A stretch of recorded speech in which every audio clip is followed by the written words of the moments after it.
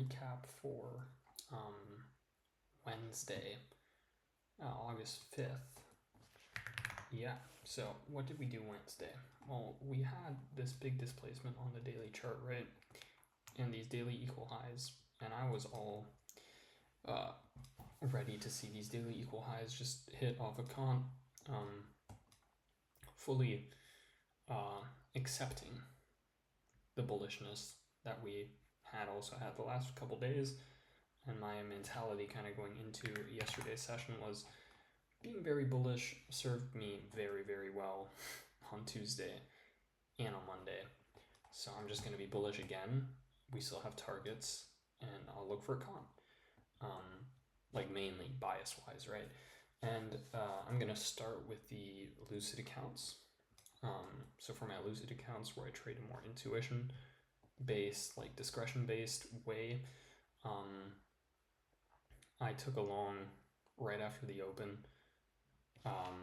towards this level here, which is that daily equal high stack, and I ended up getting stopped out on that. And that was the only trade I took on those accounts. We'll get to it when we drop into the M1. But other than that, we ended up failure swinging below these daily equal highs. And I'm pretty sure this was the SMT we had. Yes, we had consecutive candle SMT up here in the 950 macro. And we also had low resistance, equal lows,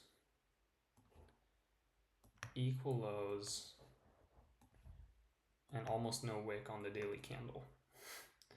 So we had some like sell side ideas as well. So for me, when I saw this consecutive and then I looked down at these low resistance lows, I was like, oh, maybe shorts could be a play. And this was something I ended up messing up. But yeah, I ended up initially taking shorts. There was a short setup per the macro model, which I ended up taking.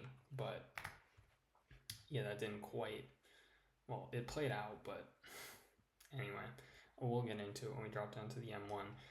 And then other than that, we then eventually made our way down here, which this is also a 4-hour gap, right? So if we jump up to the 4-hour chart, you can see that we tap that and we're ready to go higher. And if we look at YM at the same time here, we can see YM obviously does not tap down into this 4-hour gap. So we had a high time frame SMT, and there was a trade here, I believe. I'm not sure about the SMT now.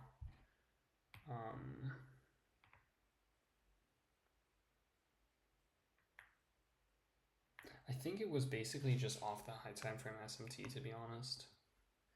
Maybe there was low time frame SMT at the time. I don't quite remember. It's already a day later that I'm recording this because I didn't have time on Wednesday post-market or before the New York session today. So I'm doing it after Thursday's New York session, right, for Wednesday. So forgive me if I'm a little unsure, but there was definitely some sort of long, I'm not sure if it was just the high time frame SMT or if there was maybe like a consecutive at one point. It's obviously not showing anymore. And basically the idea was, yeah, we're going to tap the 4-hour gap and we're going to go up and reverse. Or at the very least, since we had very low resistance liquidity inside of this whole sell-off leg, you know, get some sort of equilibrium rebalance or so.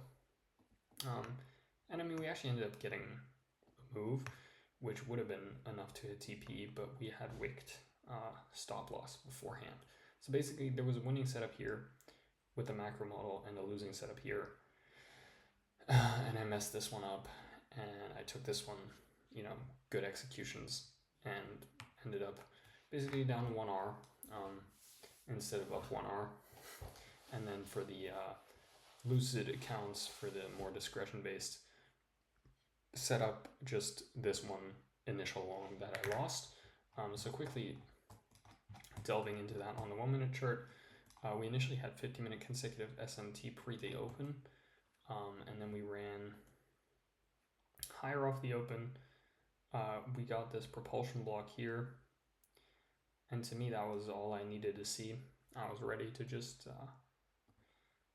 cash in on these daily equal highs that I thought we were probably just going to rip to off open, because usually when we're close to a high time frame draw on liquidity, we'll just like snap there at the open, and there's kind of no chance to get a real good setup. Yeah, so I was gonna like opt for this slightly over 2 hour kind of framework. And yeah, we got the close of the propulsion block, which was kind of like the first longable thing for me. And I was like, okay, let's go. And it was looking good here, and then this candle too like initially wicked and was like trading higher here. I was like, damn, we're gonna go 2 more minutes, we're gonna be there. Bang, see you later. So yeah, that ended up not quite working out as expected. And now I'm gonna quickly try and mark up the rest, or not mark it up, but bring it here.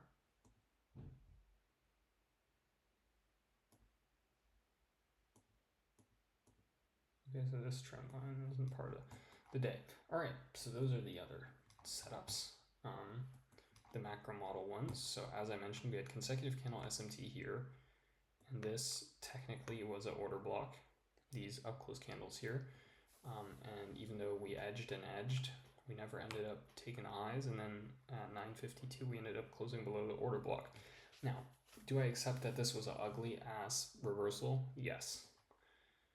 Did I, however, still say, fuck it, I'm gonna be in there? Yes, I did. And the reason I said that was just because we had that low resistance liquidity below. And I thought, from my initial framework, like if we wanted to take out those daily equal highs, we would not have faltered here. So we end up doing that. And then we get some like punches lower, and it's looking somewhat okay. And then pre 10 a.m. we start very aggressively trading back up after we've kind of failed to drive lower, and I close break even inside of this candle basically. Slight, like a little bit of drawdown somewhere here, but like, you know, basically break even. I think part of that was the ugly framework on the 1 minute chart, or not the framework, but the ugly setup on the 1 minute chart. Like it's not clean really, right? We have like low resistance equal highs up here. And on top of that,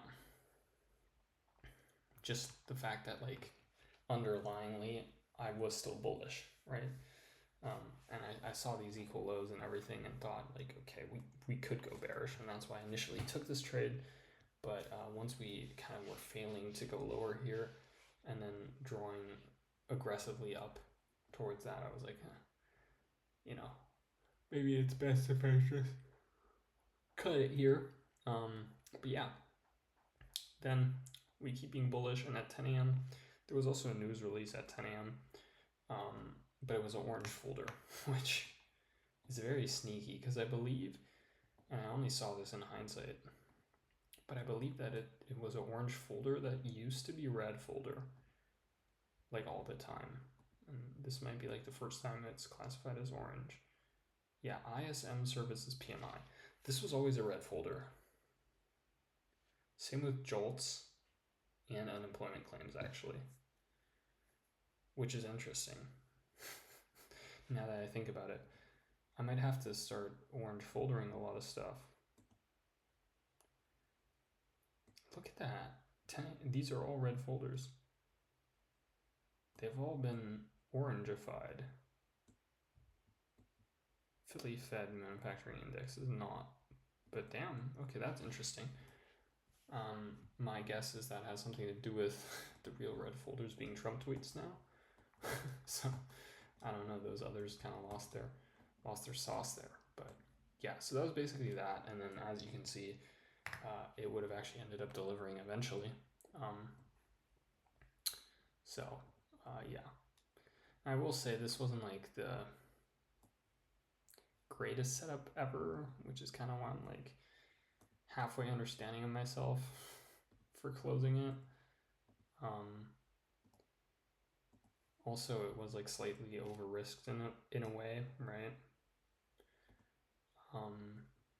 Because like obviously 70 points is 140 for a micro, which is $40 over the desired risk on those accounts. So, you know, like there were reasons, but still, I'm gonna have to make this gray because that would have been what would have been nice. And then yeah, I'm just gonna draw this out a little. And then, as I mentioned, we had another long idea off this high time frame SMT, I believe.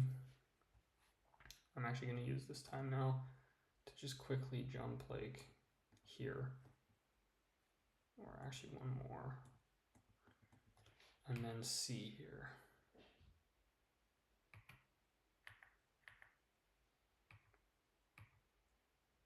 Okay, no, so it was only the high time frame SMT.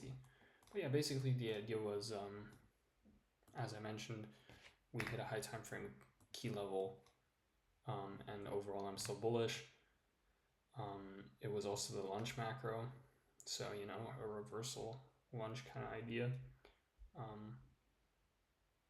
Yeah, all around I think this is a pretty good setup, and I'd say just somewhat unfortunate in the way it played out, right? Just a few wicks below that, and then we do end up kind of getting that reversal move. So yeah, sucks obviously, but that's what it is. Sometimes, again, like I just said,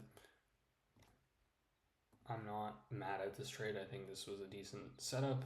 It's just unfortunate, right? A little, but it's mainly unfortunate for my own incompetence with this setup. But, you know, that's just how it goes. Yeah, basically that was the day. The top sub accounts are ever so dwindling in their balance at the moment.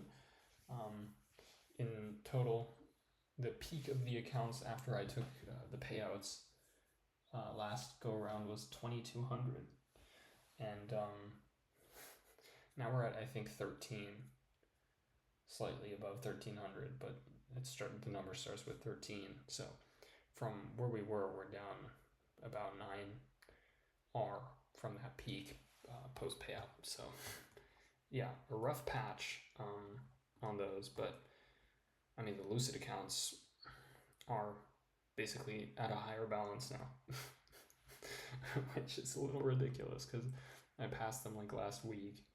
But hey, so anyway, that was that, and that's the recap.